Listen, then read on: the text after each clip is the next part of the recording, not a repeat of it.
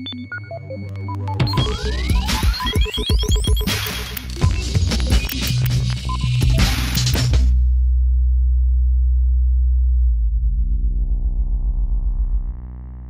to see? I'll show you how fucked up our house is right now. See, we're moving. We've lived here for 8 years, and we've never stopped going to thrift stores and buying cheap clothes and cheap records and cheap books. And so the result now is like this retarded amount of cumbersome possessions.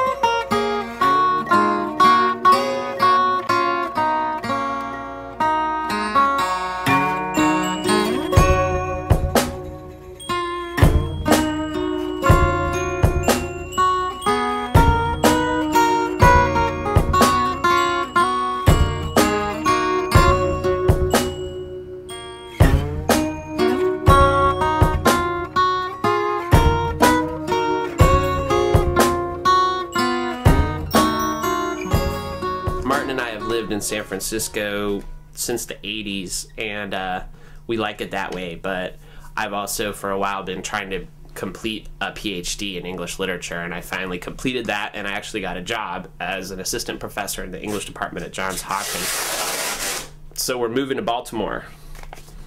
Go Blue Jays. 8 days. 8 days. 8 days. 8 days. Till the dudes show up with the giant truck. 8 days. We've had a good time here. This home. I've suffered a lot in terms of trying to write my dissertation here, so I definitely think of it as kind of a punishment cell. I promised myself that I would learn to play castanets before I left San Francisco. Shit. In this room we made a bunch of Matmos albums. We made A Chance to Cut is a Chance to Cure here. We made The Civil War here. We made The Rose Has Teeth in the Mouth of a Beast here. We worked on Björk's Vespertine here.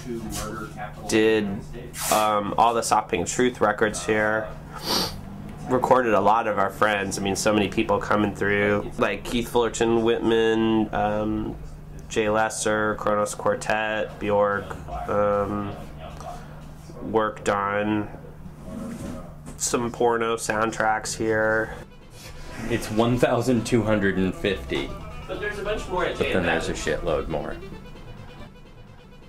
Drew prescribed to the, what's his name, Greenberg? Clement Greenberg. Clement Greenberg said that he could recognize a painting that was a masterpiece in 3 seconds. 3 seconds. Like, you're not going to give away your Spike Jonze Halloween album. If for no other reason, just for the cover. You know, that's just obvious. Like, of course you're not. You're not going to give away swing music of the Nazi era. You know? German swing. This is the first house music, acid house record I ever got when I was in high school. My parents went to England and I said, bring me an acid house record, and I got this one, and it's awesome. What ones did we argue about? Well, I like this Sea and Cake album and Martin doesn't. So we argued about that. I guess. I would not retain that, but I would probably only retain about one shelf of these. Cleanse the Bacteria, you gotta have this because awesome Pusshead cover art, and it's got Siege, who are great, and Septic Death, Terror Reign, Septic Death, amazing. You gotta have that record.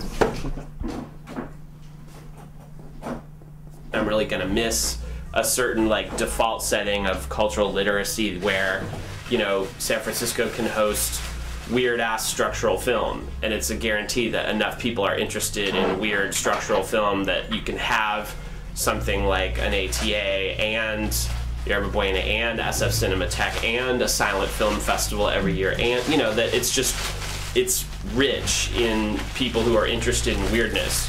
And I'm curious to find out what the difference is, because I feel like Baltimore is probably a very fertile ground for certain kinds of weirdness, but probably a quite different form. The United States is big, you know? I mean, San Francisco is geographically nice, but it's certainly not the only place. I mean, San Francisco has enough queers that you can kind of get over the boring, obvious fact of queerness and then actually have like interesting subgroups and perverts and, you know, historical buffs and queer Civil War reenactors or whatever, you know, like it can kind of flourish more. So my anxiety about Baltimore is just that like a smaller queer scene means that there's a lot less you can take for granted about people's attitudes and kind of about how much explaining you may or may not have to do. On the other hand, there's this huge obvious like cultural icon, John Waters, and his version of queerness is like one of the most fabulous, like fantastic American models for the whole shebang. So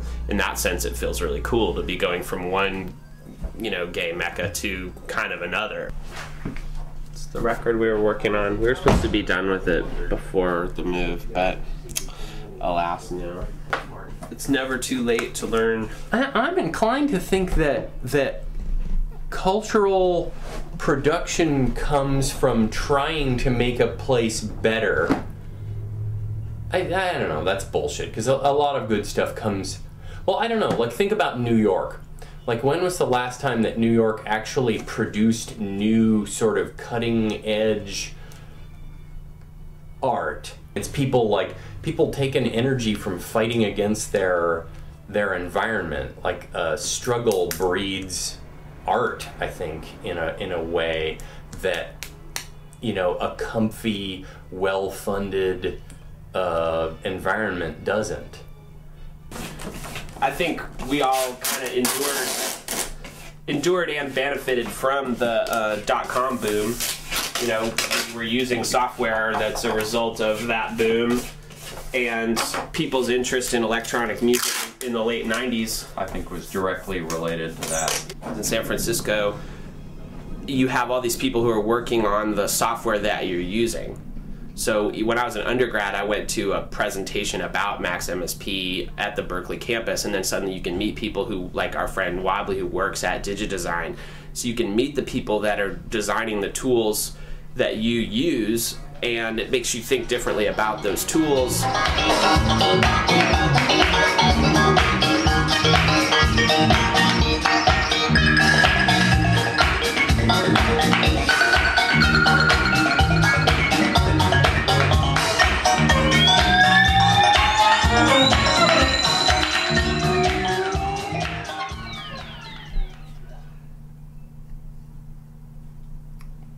I've never had a couch in my entire life.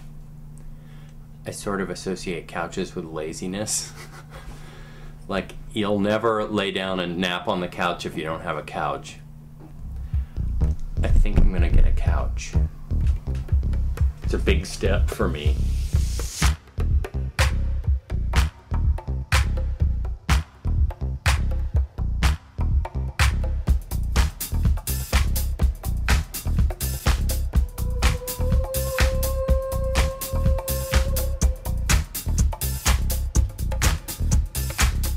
We're Matmos, and you're watching Accelerator TV. Oh.